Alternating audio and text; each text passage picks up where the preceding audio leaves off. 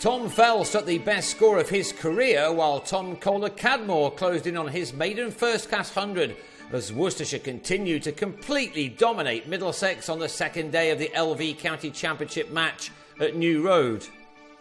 The home team resumed their first innings on 79 for 1 after dismissing their opponents for just 98 on day 1, but it took Middlesex just 6 balls to break through on the second morning.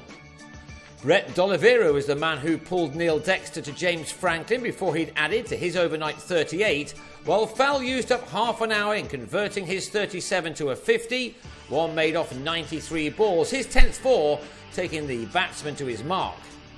The same Tim Murtagh over saw 14 runs come off the first 4 balls, but the last saw Joe Clark edge to Ollie Rayner, who took an outstanding diving one-handed catch in the slips. Clark was out for 12, and it looked as if we may see the same flurry of wickets that we had on day 1, but in the end, the opposite happened once Kohler-Cadmore joined Fell. In spite of their relegation this year, Worcestershire have produced some excellent performances from their youngsters, and Fell is a man who can be very proud of his achievements.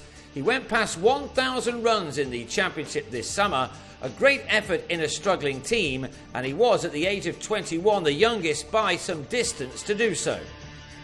A powerfully pulled 6 off James Harris had him quickly into the 80s as the home team started to take over with the bat, making the most of the efforts of Shannon Gabriel with the ball on day 1.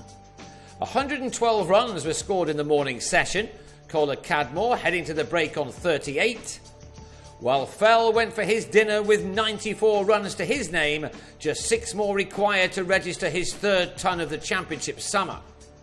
It was also the 5th of his career. His latest 3-figure score had occupied 167 balls, and he'd struck 15 4s and 1 6 in what was a very mature innings from one so young. Worcestershire are not taking being relegated too badly, it seems, and the next milestone to be reached was a 50 for Kohler-Cadmore.